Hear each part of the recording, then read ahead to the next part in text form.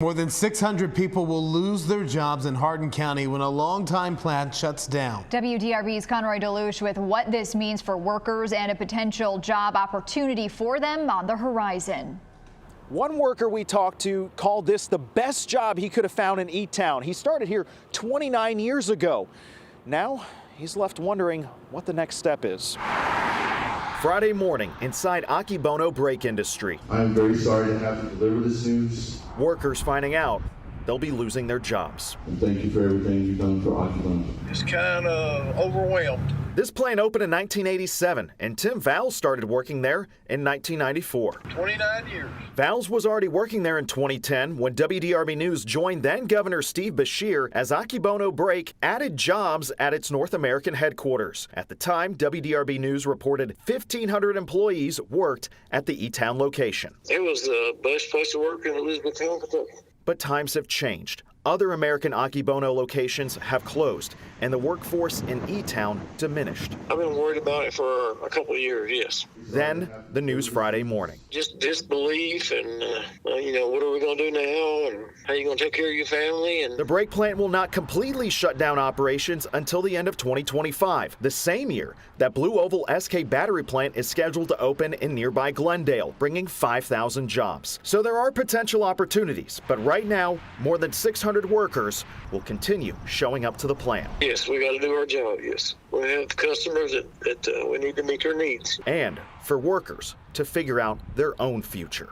So now the Akebono brake plant is going to be manufacturing brakes in Mexico instead of United States. Now in this video from 2 years ago, they mentioned about how even though these 600 workers are getting laid off, there is a potential job opportunities in Glendale, which is just a few miles away, and how the Blue Oval SK is going to be opening up a battery plant there, and they are going to be employing over 5,000 workers. Now, as of 2026, that plant is now closing as well. They're laying off 1,600 workers, so now they're turning it into a data center AI battery plant storage. I don't know.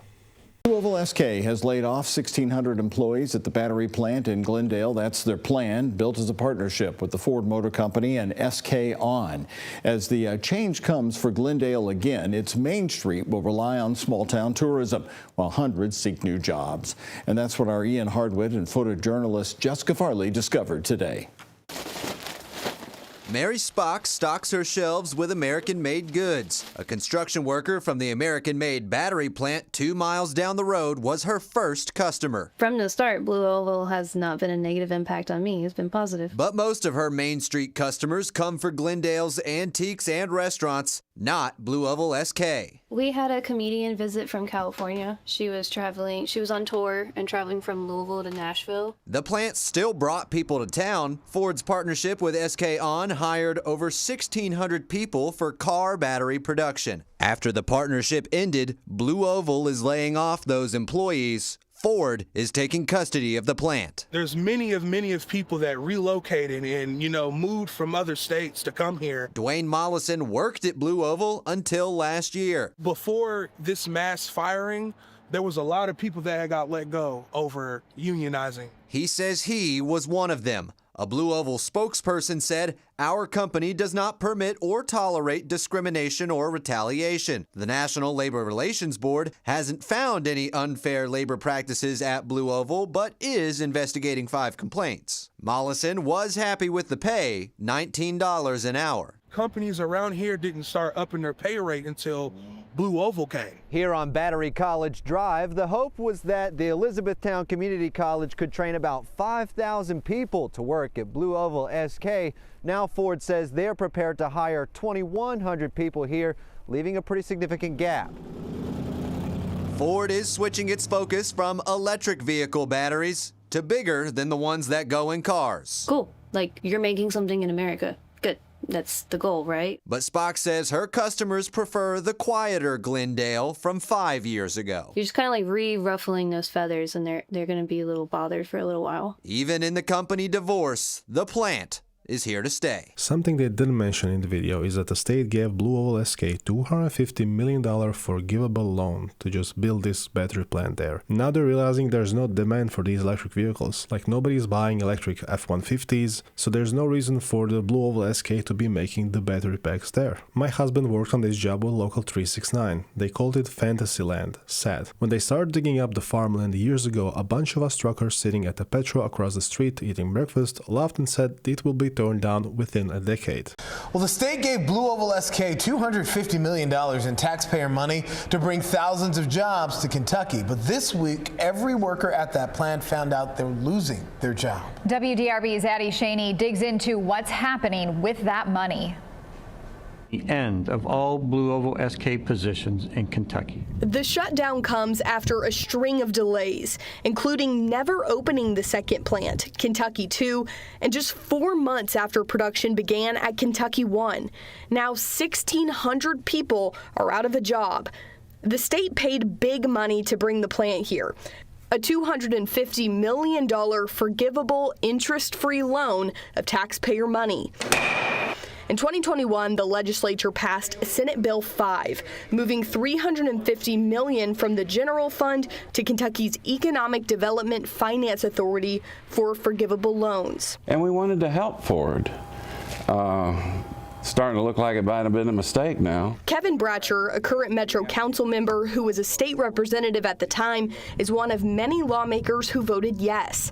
In return for the money, Blue Oval SK agreed to create 2,500 jobs by the end of 2026 and 5,000 by the end of 2031. That first goal is now out of reach. The repurposed plant won't open until late 2027 and expects to employ just 2,100 people. If a company is not holding up their end of the deal, what should happen? Well, they should give the money back. That's what I say. Now, there's no law that they have to do that.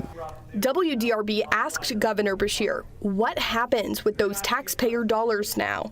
We're talking with Ford about it right now. So Ford is taking the position of the joint venture, but now we've got to look at overall numbers of employees and when they think they'll hit them for the number of years. So those are ongoing discussions. The profits are private, but the losses are public. $250 million without any conditions. Great negotiating. That money is gone. Sounds like it was a scam to get the taxpayer dollars for some to live the high life using that money. They're laying off 1,600 but hiring 2,100 people. The laid off ones can reapply, as they're shifting the plant to batteries for renewable projects and data centers. This is what my company does when they're trying to reduce payroll costs. Fire everyone, rehire under a new contract and lower pay. And they wonder why they have a hard time attracting talent. Hey, making car batteries you have auto workers union to deal with, but making just batteries for the power storage of data centers, you don't.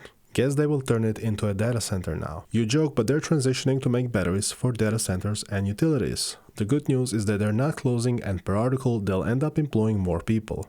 The shitty part is they're retaining employees and instead allowing them to reapply for jobs again. They can pay them less that way. Something that nobody mentions is that why is this happening in the first place? Well, these companies like GM and Ford, they jump with both feet into the EV hype. Now, after they finding out that there's no demand for these vehicles, and after the tax credits expired, well, now they have to figure out what to do with these battery plants. So as the outcome, they're laying off thousands of people throughout the United States. Ford announces major changes at one of its Kentucky plants that could impact hundreds of local workers. The auto giant plans to convert its electric vehicle battery plant in Glendale to manufacture battery energy storage systems. The changes come as the company announced plans to scale back on its electric vehicle production, including a pause on manufacturing its flagship electric vehicle, the F-150 Lightning. Jamie Mays joins us from the newsroom. Jamie, you have reaction from state leaders. Vicki, Rick, they had mixed reactions. While some could understand the decision to move toward a more profitable market, there's still some disappointment and lingering questions about what this means for the future in Glendale. A major change for Hardin County. Ford says they plan to repurpose their Blue Oval SK battery park in Glendale, moving away from electric vehicle batteries and turning to battery energy storage systems for markets such as data centers and utilities. It's a move Governor Andy Beshear says will take about a year and a half. What I do think it does is it secures the future of Kentucky One, and as long as battery storage is moving the way that I think it will, it creates a good possibility for Kentucky Two. Beshear says Blue Oval currently has about 1,600 employees who will be affected, but he told us Ford plans to add around 2,100 jobs to the plant and will invest roughly $2 billion in the next 2 years to scale the business, which will create economic activity. So you'll see jobs moving the equipment in and installing them. What we don't know about is the current jobs that are at Blue Oval, how many will be retained in the short term, and when the hiring begins and how it ramps up. Ford says the initiative will leverage underutilized EV battery capacity to create a new and profitable revenue stream, a decision lawmakers say, while difficult, creates opportunities moving forward. We put a lot of taxpayer dollars into this facility, and we put a lot of energy and effort and infrastructure into this area, into this region, and to have something happen, to have to pause and shift and to look at something else is very frustrating. And although this may seem on the surface as a short-term setback, in the long run, those jobs will be here, and the commitment to Ford is backed by and underpinned by a $2 billion investment in these factories here in Glendale. And this move comes after Ford and SK On ended their partnership last week at the Blue Oval SK Battery Park.